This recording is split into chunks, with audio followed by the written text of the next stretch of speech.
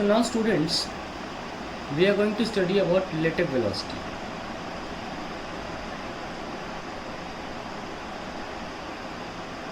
सबसे पहले जानने की कोशिश करते हैं रिलेटिव का मतलब क्या होता है। सपोज ये एक मान लीजिए पिलर है और ये एक मान लीजिए एक बच्चा है जो पिलर देख रहा है और ये एक जिराफ है। इसी पिलर को ये बच्चा बोलता है बहुत बड़ा है और इस जिराफ को ये पिलर छोटा लगता है। तो यहाँ ये हुआ कि the height of pillar relative to child is higher and the height of pillar relative to giraffe is shorter. ये वर्ड रिलेटिव का है, मतलब देखने में नज़रिए की बात चल रही है यहाँ पे। तो रिलेटिव वेलोसिटी कॉन्सेप्ट या एक्चुअली ज़्यादा फेमस रिलेटिव वेलोसिटी है, हालांकि रिलेटिव एक्सेलरेशन भी कुछ सवालों में देखा गया है जो एग्जाम में पूछे जाते हैं। जैसे कि मैंने बोला आपसे रिलेटिव देखने वाले की नज़र के अकॉर्डिंग देखा जाता है। चलिए आगे पढ़ते हैं।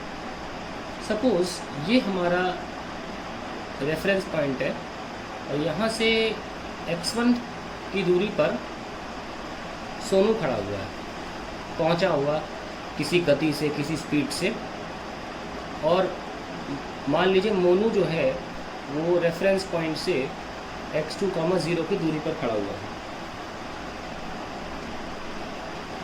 अभी Sonu relative to origin is x1 distance away from origin and Monu relative to origin is x2 distance away from origin. But what is the position of Monu with respect to Sonu? तो वो क्या होगी? Position of Monu with respect to Sonu it will be x2 minus x1। अगर displacement ले रहे हैं तो आप वेक्टर फॉर्म में लिख सकते हो। तो देखिए मैंने क्या किया, ऑब्वियसली उसकी डिस्टेंस सोनू से x2 माइनस x1 की दूरी पर ही तो है, तो हम उसको रिलेटिव पोजीशन बोलते हैं। इसलिए तो we call it relative position, या हम इंस्टेड ऑफ सेइंग रिलेटिव हम बोल सकते हैं विथ रिस्पेक्ट टू सोनू। जैसे कि मान लीजिए हम मोशन अगर डिफाइन करें सोनू का तो वो होगा x1 u1t plus half a1 t square and x2 हुआ u2t plus half a2 t square. दोनों ही वेक्टर इक्वेशन हम के फॉर्म में लिखा है हमने। अब जैसे कि मैंने बोला what is relative position of Monu with respect to Sonu, तो ये होगी x2 माइनस x1।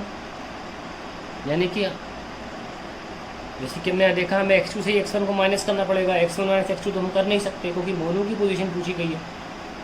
यानी कि हमने इस इक्वेशन में से इस इक्वेशन को माइनस किया तो ये हो जाएगा u2 minus u1 vector form में t plus half a2 minus a1 t square.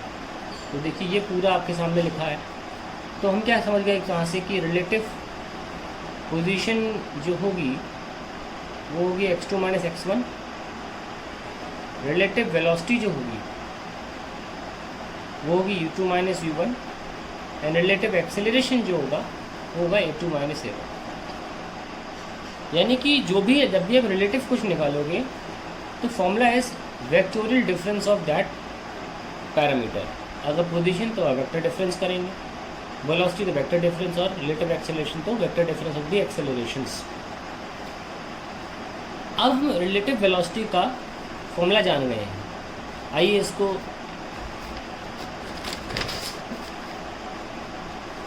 एक अलग तरीके से नहीं, एक चीज़ हटा के देखते हैं। जैसे कि हमने देखा है कि 90% प्लस क्वेश्चंस जो हैं उनमें रिलेटिव वेलोसिटी ही होता है। वेलोसिटी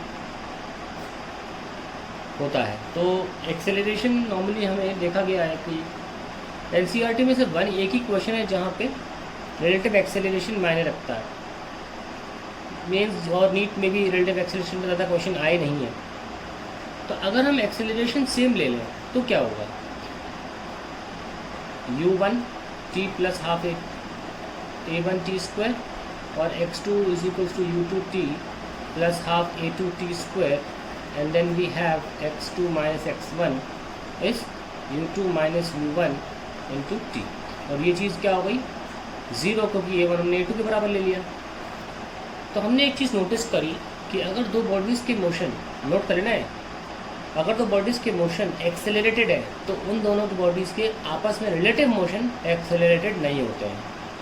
ध्यान रखें कि एक्सेलरेशन इसके लिए सेम होना ज़रूरी है और कांस्टेंट भी होना ज़रूरी है, ठीक है। तो if two bodies are moving with same acceleration, moving with same uniform acceleration, then their motion relative to each other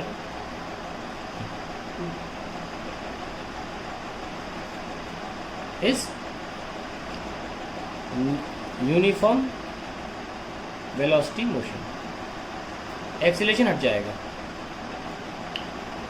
तो x2 minus x1 divided by T is u2 minus u1, और ये क्या आ गया आपका u21 is equals to u2 minus u1। Relative velocity क्या है this, so if a has velocity